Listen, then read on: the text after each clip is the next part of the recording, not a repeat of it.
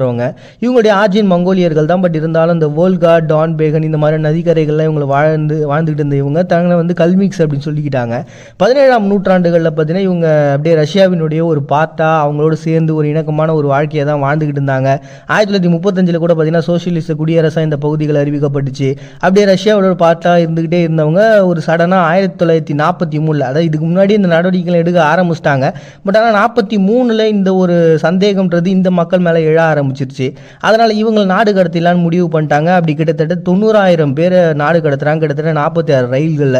அதனால் வந்து இந்த டிரான்ஸ்போர்ட்டேஷனில் அந்த மாதிரி நாடு கடத்துறதுக்கு நடுவில் அவங்க பசி பட்னி நிறைய விதமான குளிர், காலநிலை மாற்றங்கள், அப்புறம் நோய்வாய் இந்த மாதிரி சொல்லிட்டு ஏகப்பட்ட பிரச்சனைகளில் பாதிக்கப்பட்டு 16,000 பேர் இறந்துருக்கிறாங்க. இது கல்மிக்ஸ் மக்களுடைய மக்கள் தொகையில் கிட்டத்தட்ட 19%. இவ்வளோ பெரிய இழப்பை அவங்க சந்திக்க அந்த ஒரு இழப்பை நினைவு கூறுன்றதுனால தான் இந்த டேட்டு. இதுதான் பார்த்தீங்கன்னா அவங்க ஃபஸ்ட் டைமாக